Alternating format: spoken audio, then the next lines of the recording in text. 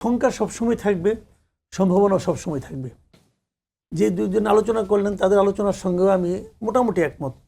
একটা জিনিস কি জানেন, আমি বলি আপনাকে, এই যে আমাদের যে আরপিও যেটা আছে, যার অধীনে নির্বাচনটা হয়, এটাই ফল্টি, টোটালি ফল্টি। এবং আমার কাছে তো মনে হয় যে রাজনৈতিক দলের নিবন্ধনের দরকারটা কি রে ভাই? রাজনৈতিক দলের নিবন্ধন থাকতে হবে কেন? এবং এই নিবন্ধনের আইনটাই হলো যে সাধারণ মানুষকে নির্বাচন থেকে দূরে রাখার ব্যাপার একটা। আর এই নিবন্ধনের যে আইনগুলো আছে, এটা ভয়ঙ্কর আইন। এই আইন মানা বাংলাদেশের খুব কম রাজনৈতিক, মানে 2-3টা রাজনৈতিক দলের বাইরে আর করতেই পারবে না, এই আইন মানতে পারবে না যে আইনগুলো আছে। এবং এই আইনগুলো যে মানা হয় না, এটা আমরা বহুবার দেখেছি। কি সমস্ত party, supreme party, Bangladesh Congress, এগুলি কিরে ভাই? এগুলি এগুলি এগুলি সমস্ত উপজেলা আছে, কমিটি, জেলা পর্যায়ে কমিটি আছে নাকি? ঢাকার সেন্ট্রাল কমিটি খুঁজে পাওয়া যায় না।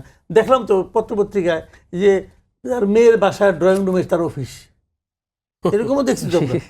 তো এখন এগুলি এগুলি কি হয়? এগুলি হওয়া মানে হলো, যত আইন করবেন তার মানে হলো এখানে ফাঁক ফোকর দিয়ে ঢুকবে এবং কিছু মাল কামানো যাবে। নিবন্ধনের জন্য যারা আগে চেক করতে যাবে তার টাকা পয়সা কামাবে।